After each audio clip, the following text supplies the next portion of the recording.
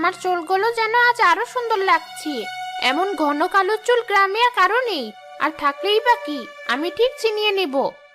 শাকচুন্নি যখন মনের আনন্দে বটগাছের চূড়ায় বসে পা ঝুলিয়ে নিজের চুল বাতাসে উড়াচ্ছিল, ঠিক তখনই গ্রামের মেয়ে রিমি আর তিন্নি সেদিকেই আসছিল।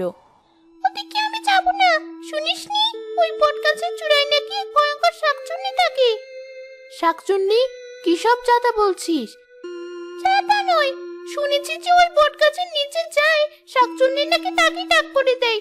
আমি যাব না ওদিকে, তাহলে আমার এই ছোট চুলও কেড়ে নেবে ওই শাকচুন্নি। যত সব আজগুবি কথা, আমার মাথায় তো তোর চেয়েও অনেক লম্বা চুল। কই, আমি তো ভয় পাচ্ছি না। এসব হচ্ছে গ্রামের মানুষের মন গড়া কথা। না রিমি, মন গড়া কথা না, সত্যি ওই কাছে শাকচুন্নি আছে। তোর যদি যেতে ইচ্ছে করে তুই যা, আমি যাব না। ধুর,